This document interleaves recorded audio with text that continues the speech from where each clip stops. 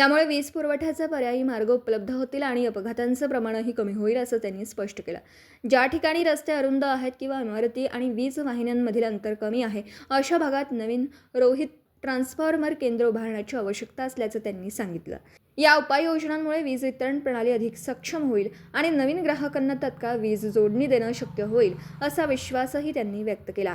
दरम्यान या सर्व योजनांसाठी तातडीने निधी मंजूर करून कामे सुरू करण्याची मागणीही त्यांनी राज्य सरकारकडे केली आहे. यावेळी नगरसेवक केदार खाडीलकर व महावितरणाचे अधिकारी उपस्थित होते. पत्रकार राजेंद्र शिंदे, झी न्यूज. आपण महावितरणचा वर्धापन दिन आणि मोदींना एक तप पूर्ण झालं म्हणून आम्ही एक स्वच्छता अभियान संपूर्ण सांगली जिल्हा आणि महाराष्ट्रात पण आव्हान केलं आहे. आमच्या तिन्ही कंपन्यांचे जे उपकेंद्र आहेत, कार्यालय, तिथं स्वच्छता अभियान. नुकतीच मुख्यमंत्र्यांची मी भेट घेऊन सांगली, मिरज, कुपवाड शहरासाठी महापालिकेसाठी एक विद्युत म्हणजे महावितरणसाठी खास विकास आराखड्यामध्ये त्याच्यामध्ये आम्हाला भूमिगत वाहिन्या, बंच केबल, नवीन उपकेंद्र जी 6 गुंठ्यामध्येच होऊ शकतील.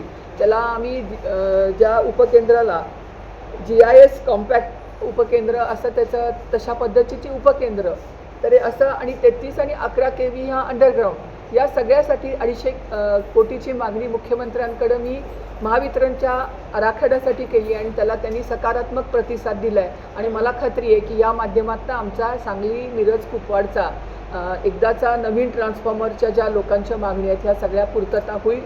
आणि तिसरी गोष्ट आहे की जी आत्ता आम्ही जी स्मार्ट मीटरबद्दल खूप चर्चा आहे. सांगली जिल्ह्यामध्ये जवळजवळ आम्ही 4.5 लाख बसवली. सांगली, मिरज, कुपवाड महापालिकेमध्ये 1.75 पैकी 1 लाख स्मार्ट मीटर बसवून झालेली आहेत. आणि माझं असं म्हणणं आहे की नागरिकांनी ही बसवून घ्यावीत. जसं आम्ही घरात स्मार्ट उपकरणं, फ्रीज, TV नवीन त्याचे आम्ही मॉडेल्स घेतो, मोबाईलचे घेतो, तशा पद्धतीने हा स्मार्ट मीटरचा जो TOD आहे, सकाळी 9 ते 5 मध्ये जी वीज तुम्ही वापरता त्याचा तुमचा दर कमी असणार आहे, ते तुम्हाला मोबाईलमध्ये कळणार आहे. तर ती जरूर बसवून घ्यावीत असं माझं नागरिकांना आव्हान राहील.